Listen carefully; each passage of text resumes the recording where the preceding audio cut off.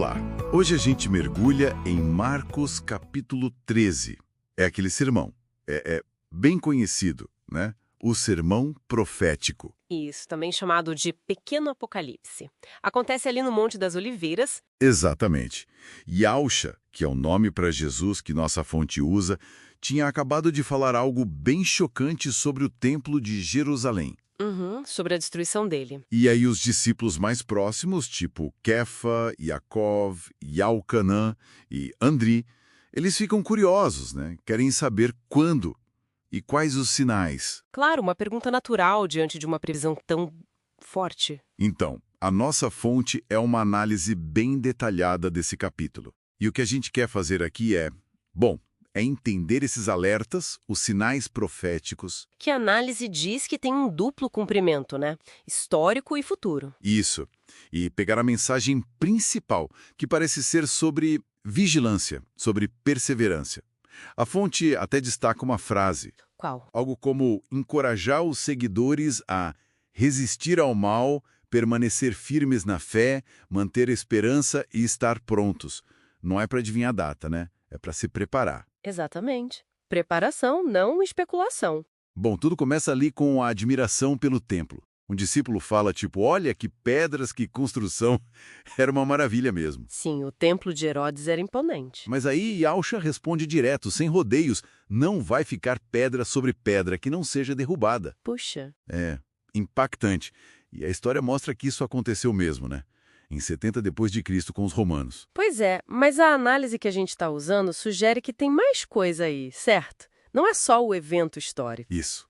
O fascinante, segundo essa análise, é que essa destruição funciona quase como uma prova de conceito. Prova de conceito? Como assim? Tipo, ao prever algo tão concreto, tão drástico, que de fato aconteceu, Yahusha estaria validando sua autoridade para falar de outras coisas futuras. Ah, entendi. A queda do templo físico, que era uma glória humana, né? Temporária. Exato. Reforça o peso da palavra dele, a palavra profética, que é eterna. Muda o foco do visível pro invisível, pro eterno. Faz sentido. Ok. Aí depois dessa previsão do templo, a conversa vai para os sinais, o que vem antes do fim.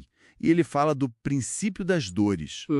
A fonte usa o termo hebraico Shivlei HaMoshiach, Shivlei HaMoshiach. que significa dores de parto do Messias. E a primeira coisa que ele fala, o primeiro alerta é: cuidado para ninguém enganar vocês. Sim, a análise dá muito destaque para isso. O engano, falsos Moshiachs, falsos Messias, vem antes mesmo das guerras, terremotos, fomes. É o perigo número 1, parece. E essa imagem das dores de parto, o que ela quer dizer? É uma imagem bem forte, né? Significa que esses eventos ruins, guerras, desastres, eles vão aumentar. Vão ficar mais intensos, mais frequentes, como as dores de parto mesmo. Ah, tá. Indicam que algo novo tá para nascer, tipo a era messiânica. Mas ainda não é o fim total. É um processo. Exatamente. Um processo doloroso, mas que aponta para um nascimento. Não é o fim absoluto ainda. E essas dores, pelo que vi na fonte, ficam bem pessoais também. Falam de perseguição, gente sendo levada para tribunal. Correto. Os versículos 9 a 11 falam disso. Ser entregue por minha causa. Só que a análise aponta um paradoxo interessante aí. Qual? Essa perseguição acaba virando uma plataforma. Uma chance de dar testemunho, de proclamar a Bessorá, as boas novas. Interessante. Então a dificuldade vira oportunidade. E tem a promessa do Ruach HaKodesh, o Espírito Santo ajudando a pessoa a falar nesses momentos de pressão. A perseguição meio que impulsiona a mensagem. Entendi. Mas também tem a parte difícil, né?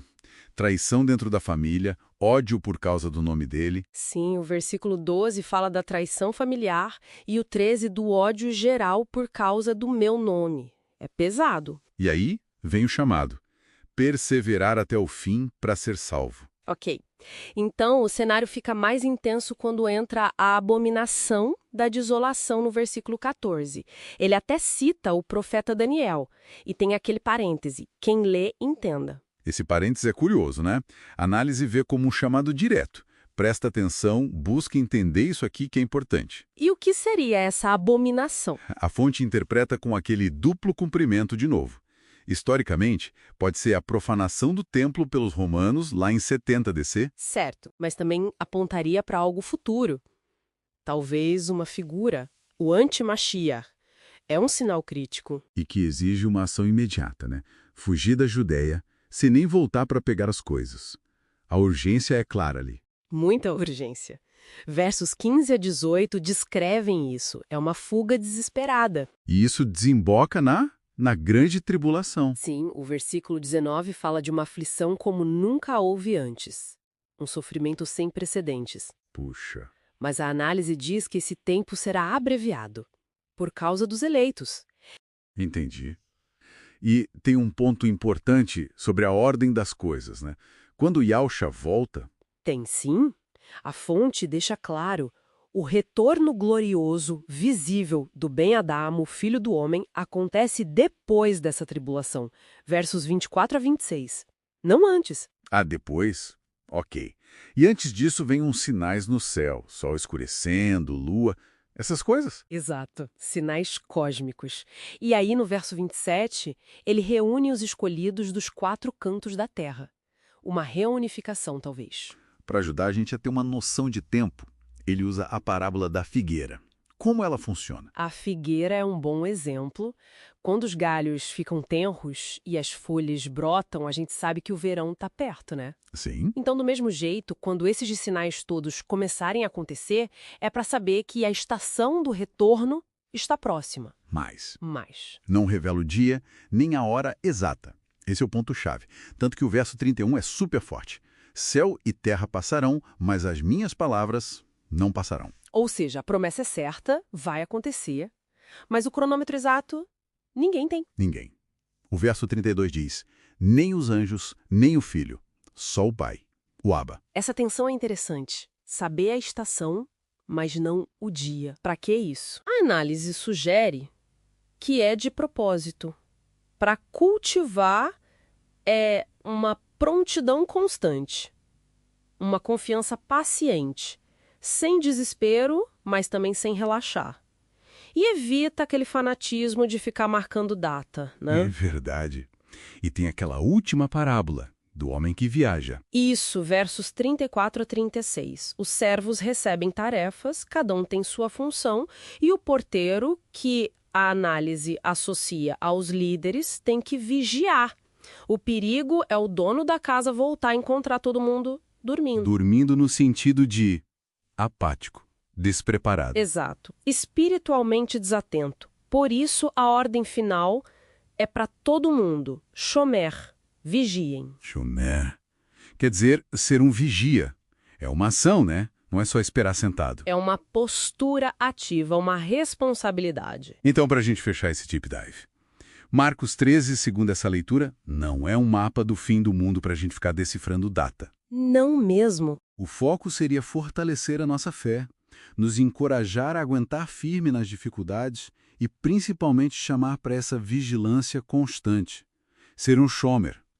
Yahusha falou essas coisas para preparar, não para assustar. Perfeito. Preparar, equipar, encorajar. E isso deixa a gente com uma pergunta final, né? Que a própria fonte meio que provoca. Qual seria? Bom, se a hora exata a gente não sabe, porque é assim que foi determinado, mas os sinais da estação estão aí para a gente discernir. Como que essa ordem de ser um vigia ativo, um shomer, e não só um especulador passivo, como isso deveria mudar nosso dia a dia? Nossa fé, nossas responsabilidades, fica aí para a gente pensar. Uma ótima reflexão para levar. Como viver essa vigilância ativa hoje?